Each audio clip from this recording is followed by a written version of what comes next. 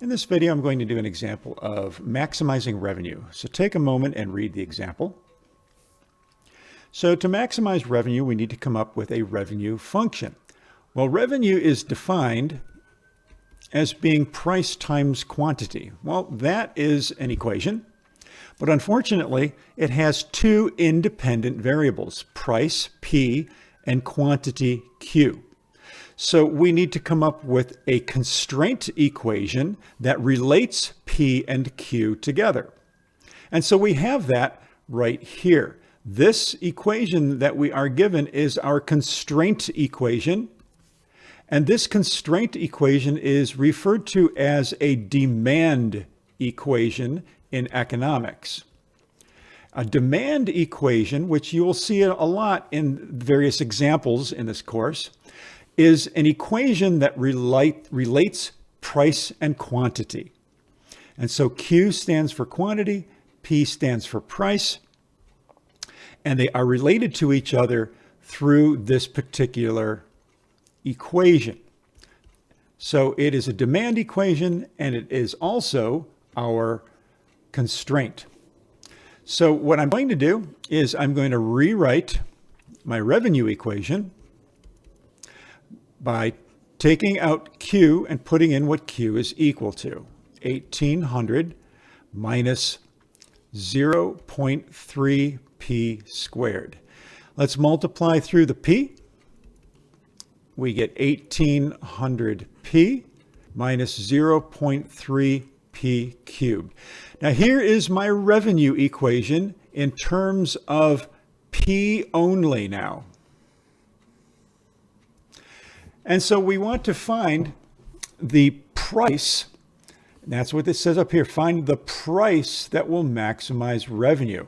So here we have exactly what we want. We have an equation for revenue in terms of price. So what we need to do is optimize this now. And so to optimize it, we take the derivative. R prime, and I could put this in R prime of P, is going to be 1,800 minus, and that looks like it's going to be 0.9 P squared. There is our derivative. And so to optimize, once we have the derivative, we have to find our critical values or extrema by setting this equal to 0. So 1,800 is equal to 0.9 P squared, or 1,800 divided by 0.9 is equal to P squared. P then will end up being, well, P squared is 2,000. And so P is equal to the square root of 2,000. And remember, we always take a positive and negative, but in this particular case, we're not going to have a negative price, so we can ignore the negative value. So P is going to be approximately 44.7. So $44.70 would be our price that would maximize revenue. Now, the next thing we need to do is to verify this. We need to verify that this actually is a maximum. Is this going to give me a maximum? Will it be a max? Or is it the price that will minimize my revenue? It might be that as well. We need to determine if we have a max or a min. And so we do that by finding the second derivative. And so the second derivative is going to end up simply being negative 1.8 P. And we can get that from up here.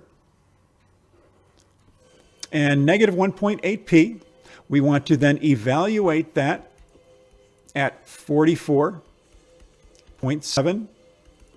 And remember, what we're looking for is it positive or negative? That's all I really care about. So I'm not going to actually calculate this, because all I want to know is this going to be a positive value or a negative? Well, a negative times a positive is always going to be equal to a negative, right?